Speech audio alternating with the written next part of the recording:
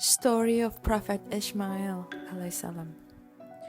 Prophet Ismail or Ishmael alayhi salam was born around 1800 before Christ in what is now called Palestine. At that time, Prophet Abraham alayhi salam was 86 years old. When Prophet Ismail alayhi salam was only a few weeks old, Allah subhanahu wa ta'ala commanded Prophet Abraham alayhi salam to take Hagar and the baby Ismail to move from Sarah's house. Prepare camel and equipment as necessary. Bring food and drink and then convey them with the camel. When the camels stop, leave them to stay in that place, ordered the angel Gabriel to Prophet Abraham a.s. The next day, Prophet Abraham a.s. took Hagar and Ishmael on a camel, accompanied by the angel Gabriel. They took a long journey through the valleys and hills.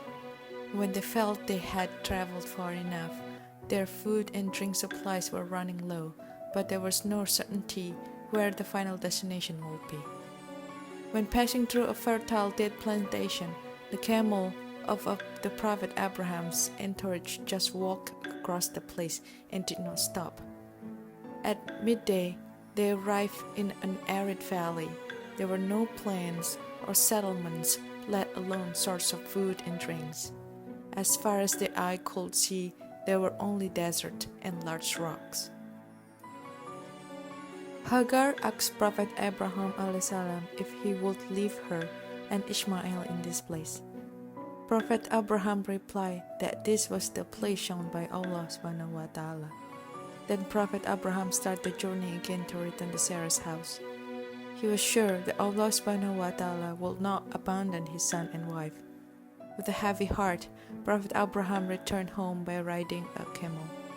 His heart was sad to have to leave the people he loved, but Prophet Abraham had to carry out Allah's order with patience. The sun was shining hot with the atmosphere of the desert getting hotter. Hagar and Ismail had run out of provisions. Hagar's milk had run out. Her body was dry. After a while, the baby began to thirst and started crying. Hagar ran to a hill called Al-Marwa, hoping that she might find a source of water or someone to ask for help, but Hagar found nothing. Then she ran to the next hill called Al-Safa. The same thing happened. He found nothing there. But Hagar kept trying.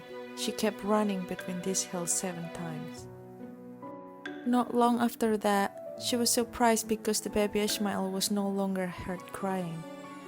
Hagar saw Ismail's little feet repeatedly hitting the ground. Then a spring appeared. The spring emitted abundant clean water while saying Zam-Zam, Zam-Zam, which means much, abundant. Hagar dug the ground around the spring and dammed the water that came out with rocks arranged to form a small well. Hagar gave thanks to Allah subhanahu wa ta'ala as she was confident that He would help them to survive in the desert. Hagar and Ismail were far from the well-traveled path, so they rarely saw someone pass by unless a tribe was lost. They ran out provision.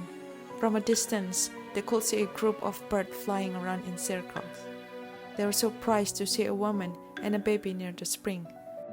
Hagar allowed them to drink as much as they could from Zamzam spring. When night came, they set up a few tents and Hagar slept in one of those tents.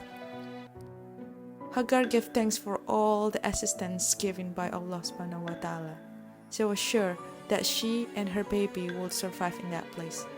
A few years later, the surrounding area became a settlement. The Zamzam spring gave life to people, and the population grew. The Jurhum brought their relative to move there. The city is known today called Makkah. One night, when Prophet Abraham visited Ishmael in Makkah, he dreamt of seeing himself slaughter his son as a sacrifice to Allah subhanahu wa ta'ala. The Prophet Abraham awoke and ignored it because it was just a dream. But the next night, he had the same dream again.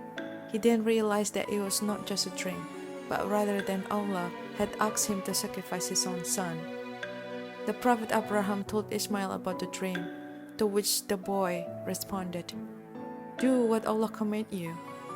The next day, the Prophet took a rope and a knife and went to Mount Arafat with his son. After reaching the summit, Prophet Ismail alayhi asked his father to tie his hands and feet. When Prophet Abraham alayhi was about to raise his knife, he suddenly heard a sound from the sky. He took off his blindfold and saw a sheep sent from heaven. Allah subhanahu wa ta'ala replaced Prophet Ismail with a sheep to be sacrificed. Prophet Abraham alayhi was truly happy, for his son would live. The Prophet and his son had passed a difficult test from Allah subhanahu wa ta'ala. Prophet Abraham alayhi and his son continued to call people to worship Allah subhanahu wa ta'ala. In that community, they did not have a place to worship, so one day, Allah subhanahu wa ta'ala ordered the Prophet to build the Kaaba. They started to build the foundation of Kaaba. Then they arranged the stone one by one and used clay for mortar. When the building was high, Prophet Abraham alayhi had difficulty to putting a stone on the top, so he was forced to step on clay that had not yet hardened. The footprints of Prophet Abraham alayhi are still preserved till today. That is what is known as Maqam Ibrahim.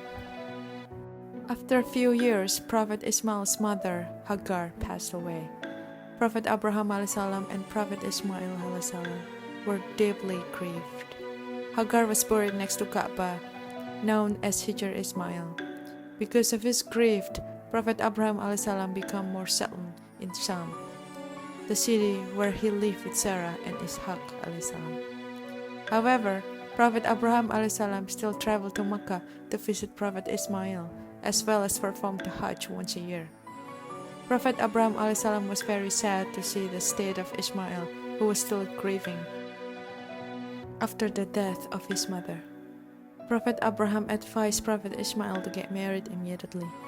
Not long after, Prophet Ismail married the daughter of Sa'ad al-Amlaki. One day, Prophet Abraham alayhi visited his son, but he was not home. Prophet Abraham alayhi met Ismail's wife, who had a haughty nature and did not appreciate guests.